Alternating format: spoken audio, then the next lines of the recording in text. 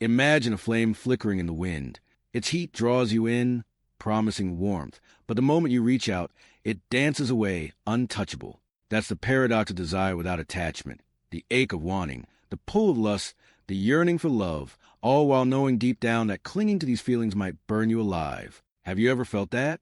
A longing so intense it consumes you, yet the object of your desire remains just out of reach, whether the person, a dream, or a fleeting moment of passion. Let's unravel this. Let's dive into the Stoic art of loving fiercely, lusting boldly, and yet walking away unshackled, with your self-control as your shield. Desire is a wild beast. It roars in your chest, claws at your mind, and whispers promises of ecstasy. But here's the trap. The moment you let it own you, you're no longer the master. You're the prey. The Stoics, those ancient philosophers who knew a thing or two about taming the human spirit, understood this better than most. They didn't tell us to kill desire. No, that would be like asking the sun not to rise. Instead, they taught us to feel it fully, to let it burn brightly, but to never let it chain us. Marcus Aurelius, a Stoic emperor who wrestled with his own passions, once wrote, "You have power over your mind, not outside events. Realize this and you will find strength." That's the key, isn't it?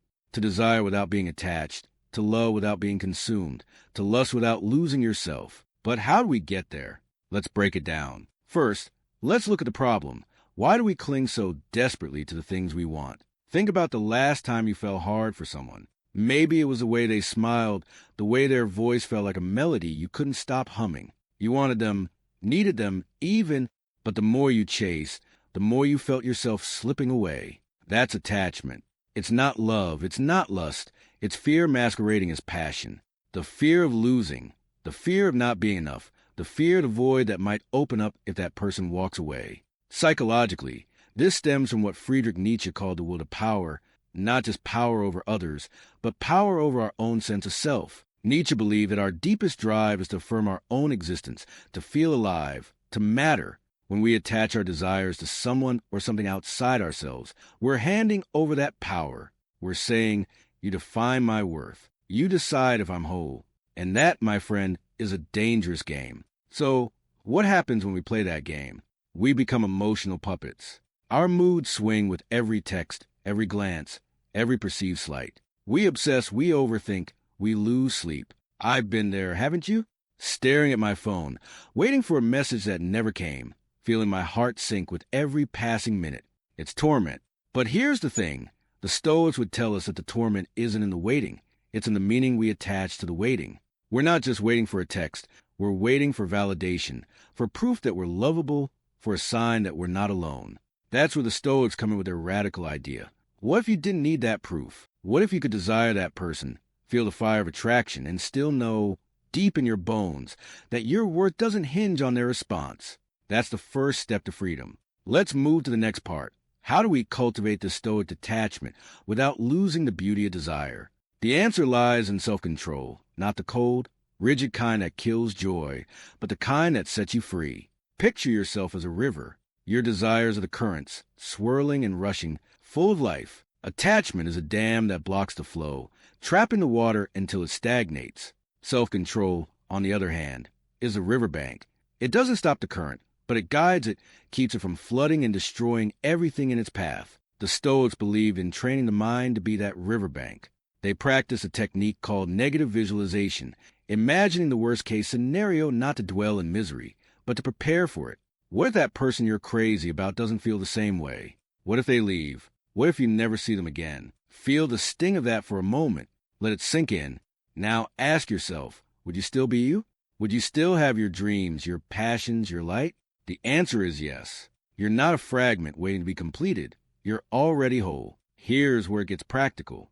Let's say you're dating someone, and the sparks are flying. You feel the pull of desire, the heat of lust, maybe even the stirrings of love. But you notice yourself starting to cling, checking your phone obsessively, overanalyzing their words, feeling anxious when they're distant. Stop, take a breath, channel your inner Stoic, and ask yourself, what's the worst that could happen?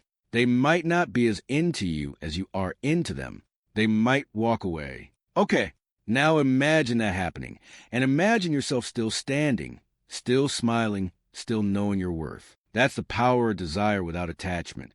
You can feel everything, the butterflies, the longing, the fire, and still hold your ground. You can say to yourself, I want you, but I don't need you to be whole. Try it. Say it out loud right now.